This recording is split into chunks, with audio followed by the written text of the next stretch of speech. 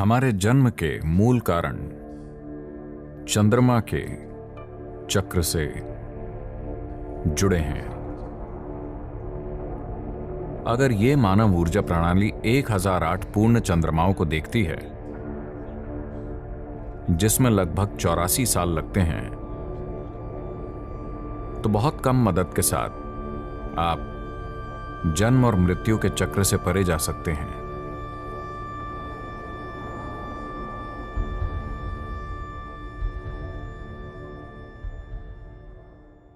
The main source of energy for this planet is the sun. इस पृथ्वी के लिए ऊर्जा का मुख्य स्रोत सूर्य है और आपका शरीर धरती का बस एक टुकड़ा है।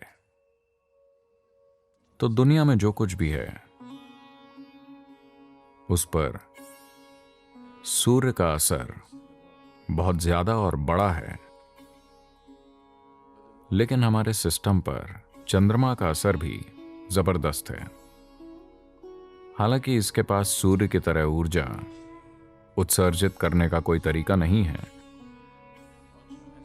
लेकिन पृथ्वी से इसकी नजदीकी के कारण ऐसा है।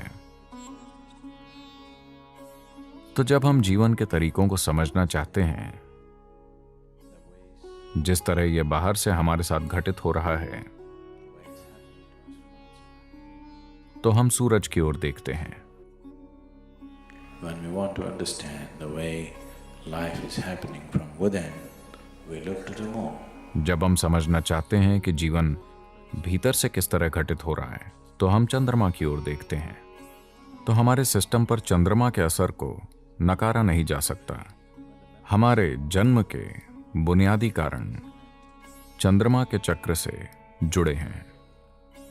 चंद्रमा के चक्र और स्त्री शरीर के स्वाभाविक जैविक चक्र 100% जुड़े हुए हैं, इसमें कोई संदेह नहीं है। तो हमारे जन्म का मूल स्रोत चंद्रमा के घूमने से जुड़ा है, क्योंकि शारीरिक रूप से हमारे जन्म और हमारे जीवन की जड़ इसी में है।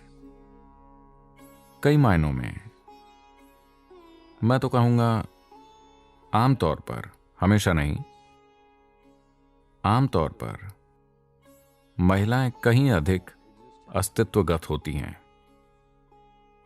क्योंकि उनका शरीर चंद्रमा की भाषा बोलता है। समय की जानकारी रखने को हमें गलत नहीं समझना चाहिए। घड़ियों द्वारा समय की जानकारी रखना, वो कुछ नहीं जानती हैं, वो बस यंत्रवत चलती रहती हैं। लेकिन मानव शरीर एक अलग तरीके से समय को जानता है, जो यांत्रिक प्रक्रिया नहीं है। वैसे पृथ्वी और चंद्रमा का कक्षाओं में घूमना भी एक तरह से एक यांत्रिक प्रक्रिया है, लेकिन हमारे जीवन पर इसका जो परिणाम या असर होता है वो यांत्रिक नहीं है। ये बहुत जीवंत है। अनुभव के स्तर पर इसका असर बहुत शक्तिशाली है। मानव ऊर्जा के विकास में, इंसान की ऊर्जा प्रणाली के विकास में, अगर ये ऊर्जा प्रणाली 1008 पूर्ण चंद्रमाओं को देख लेती है, जिसमें लगभग 84 साल लगते हैं, तो आपने 7 सौर चक्रों को और 1008 चंद्र चक्रों को पूरा कर लिया होता है। तो इसका मतलब है कि आपकी ऊर्जा प्रणाली एक ऐसे स्तर तक परिपक्व हो जाती है जहां आप अगर किसी आध्यात्मिक प्रक्रिया को नहीं भी जानते, लेकिन ये उस स्तर तक परिपक्व हो जाती है जहां पर यह आसानी से खिल सकती है।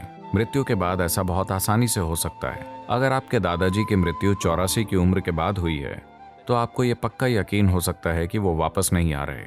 हो सकता है कि उनको मुक्ति प्राप्त ना हो, लेकिन वो वापस नहीं आ रहे। वो विभिन्न चरणों में हैं। अगर उन्होंने साधना की थी, अगर उनमें कुछ जागरूकता, अगर उन्होंने अपनी देह कुछ जागरूकता के साथ छोड़ी थी, थोड़ी सी भी जागरूकता के साथ, तो निश्चित रूप से वो वापस नहीं आने वाले हैं। अगर आप अपना जीवन बस 7 सौर चक्र और 1008 चंद्र चक्रों को पूरा करने के लिए जी पाते हैं,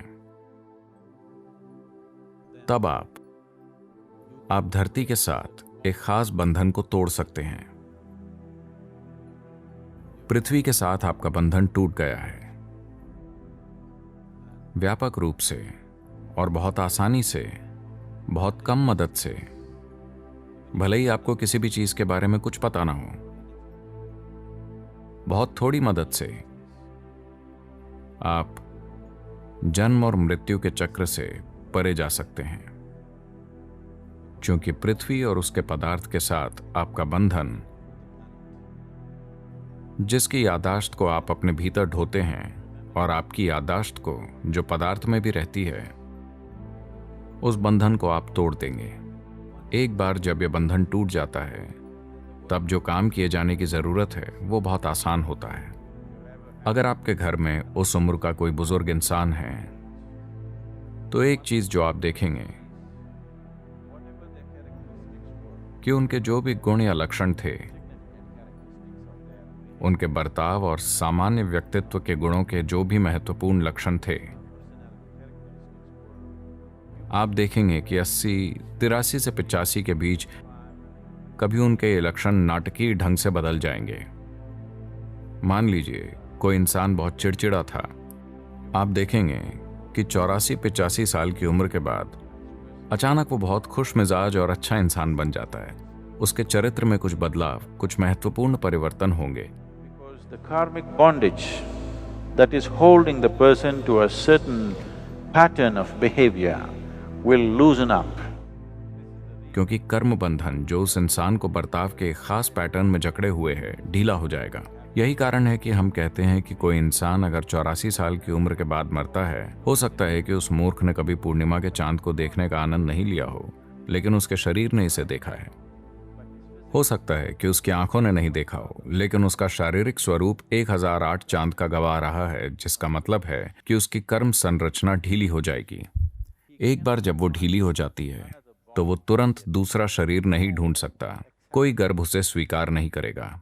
इसका मतलब है कि वो यहाँ वहाँ घूमता रहेगा और हम उसे बहुत आसानी से ठिकाने लगा सकते हैं। बस यूं ही उसे किसी दूसरी प्रक्रिया से गुजरने की जरूरत नहीं है, भले ही उसने एक बिल्कुल अनभिज्ञ जीवन जिया हो। लंबी उम्र का यही महत्व है। लोग हमेशा आशीर्वाद देते हैं, आपकी उम्र लंबी हो। जरूरी नहीं कि आप मजे कर रहे हैं। अगर ये एक दुखी जीवन भी है, तो भी आप एक लंबा जीवन जिए, ताकि हम आपसे हमेशा के लिए छुटकारा पा जाएं। क्योंकि एक बार जब आपकी कर्म संरचना ढीली हो जाती है, तो एक और गर्भ खोजना मुश्किल हो जाता है। नामुमकिन नहीं, लेकिन मुश्किल। तो यही वो दौर होता है जब कोई ऐसा व्यक्ति मौजूद होगा जो इन चीजों को कहीं पर विसर्जित कर देगा, जहां भी हो। भले ही उन्होंने अपने जीवन में किसी भी आध्यात्मिक आयाम को नहीं जाना हो। तो अगर आप किसी भी चीज के लायक नहीं हैं, कम से कम पर्याप्त लंबे समय तक जिएं। मेरे आसपास ऐसा मत कीजिए। अगर आप दुखी हैं, तो अपने दुखों को कहीं और जाकर कीजिए और 84 की उम्र में आ जाइए। हम आनंदमय लोगों के साथ रहना पसंद करेंगे। 84 की उम्र में आपका स्वागत है।